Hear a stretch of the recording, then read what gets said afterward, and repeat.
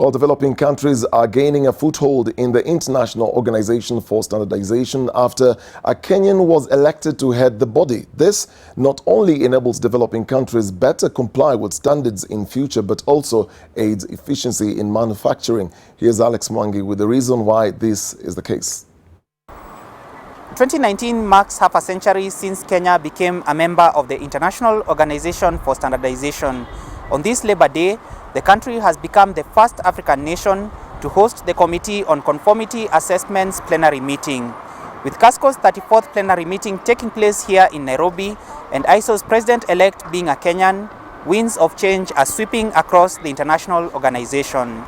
We as developing countries have not really been involved. We have not been at the table of developing standards. What we have done before is really just be standards takers.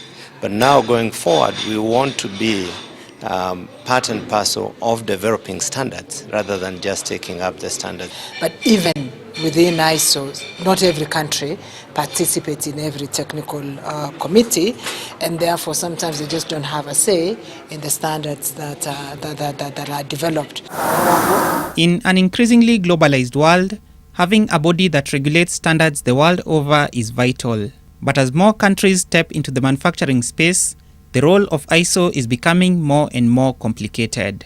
In recent years, its Geneva-based counterpart, the World Trade Organization, has experienced upheavals both internally and from protectionism among nations that are reluctant to toe the line.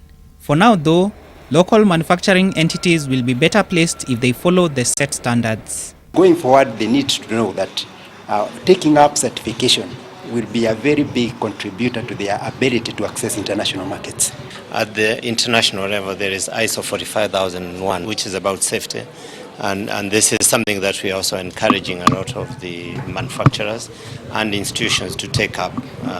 As we can certify, KEBS can certify, and we have had a few companies which have been certified on ISO 45001. Currently, the International Organization for Standardization has 164 members, of which 142 are members of its Committee on Conformity Assessment, CASCO. Eddy Njoroge will become ISO's president from the beginning of next year. Alex Mwangi, NTV.